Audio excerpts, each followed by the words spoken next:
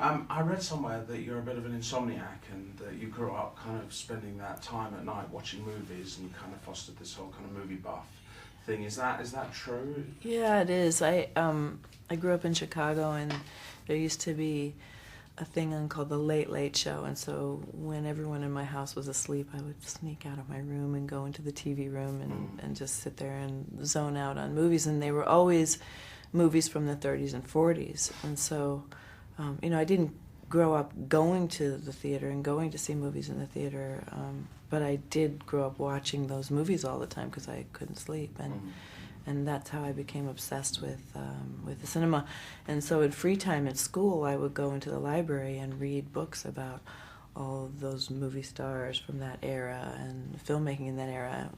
When I was a teenager and I first moved out to California, I kind of expected the studio system of the 30s and 40s to still be intact, and it was quite a shock to me that it was, the late 70s kind of groovy, drugged out, crazy weirdness scene. Very different. Yeah, very different. Now, you work with a lot of great actors, a lot of great directors.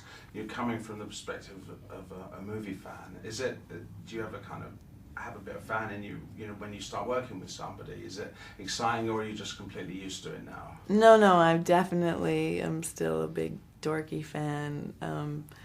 But I have learned that a lot of times it's better not to meet your idols, because a lot of times they can be, crushed, and they fall out of grace. So when I have the opportunity to meet people that I idolize, I usually don't take the opportunity unless I'm going to work with them, and then sometimes it's a pleasant surprise, and sometimes it's a horrible shock. Now, just looking at some of the directors that you've worked with, like Ridley Scott, Oliver Stone, Quentin Tarantino, I was just kind of wondering, how important is the director to your performance? Because we know that they have the overall movie in their minds, but to you personally, what would a good director give you that maybe a lesser director wouldn't? Some of the great directors that I've worked with, great filmmakers that I've worked with, are a nightmare to work with.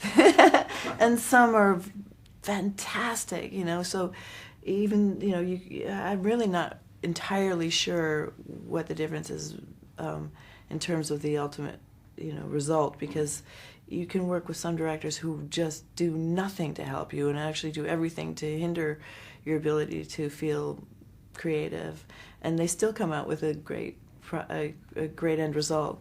And others who are so incredibly creative, like one of the most creative directors that I have ever worked with in terms of really encouraging actors in their process was Robert Altman.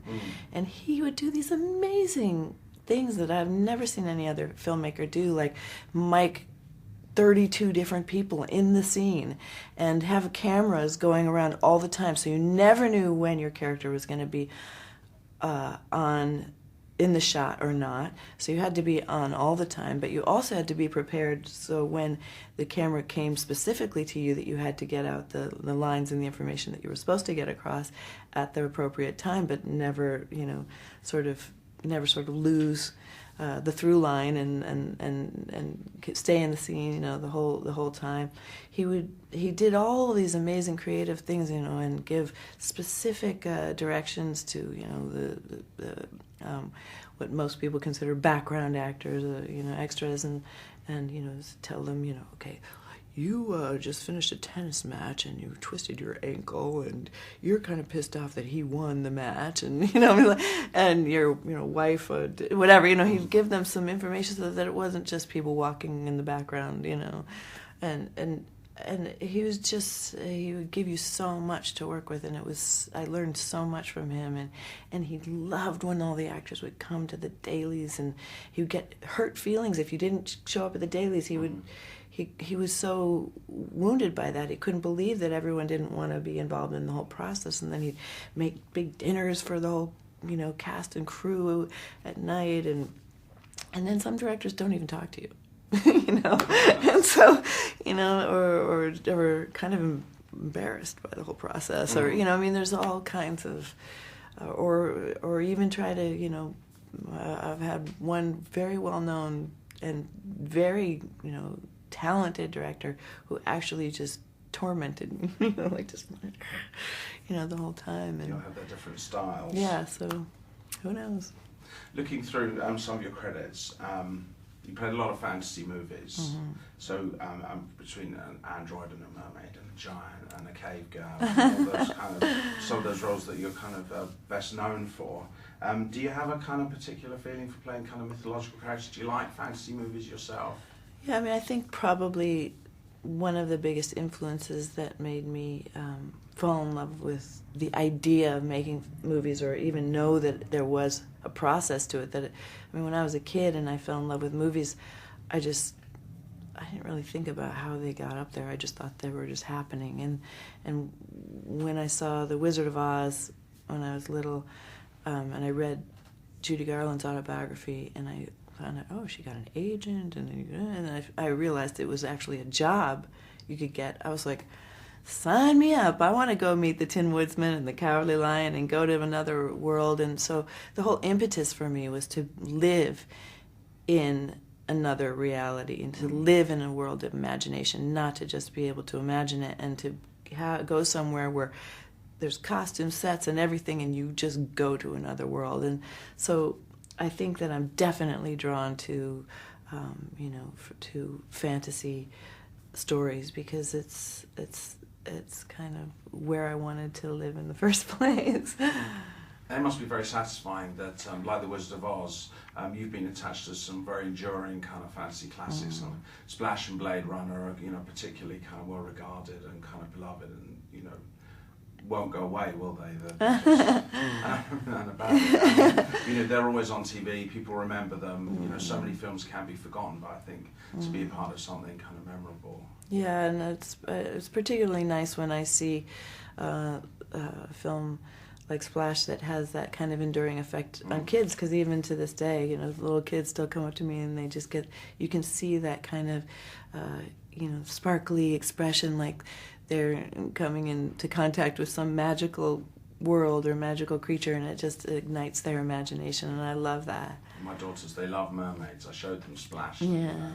Couldn't get enough of it. Yeah, it's so cute. So just one final question, if I can. You are attached to a lot of causes, and you're very well known for the things that you promoted, and I wondered, what is the driving passion of your life? Is it acting? Is it making films? Or is it the environment and healthy living and sustainable energy? Well, I think definitely.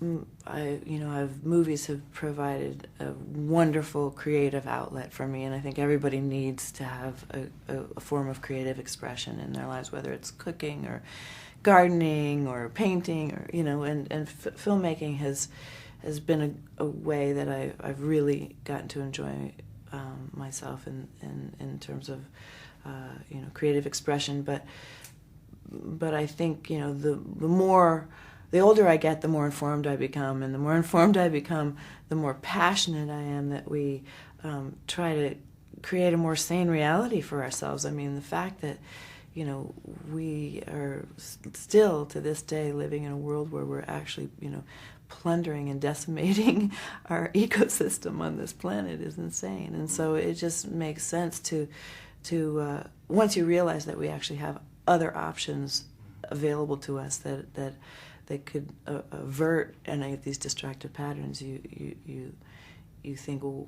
why aren't we doing this? And you understand it's really just the will to employ them is what's missing. And so the more I can help get that information out there, that we have those options available to us, and try to do all I can to inform myself, share that information with others, and try to stop the destructive behavior, the better. It's important to be of service, in this life. So that's kind of where, my real passion lies, of course.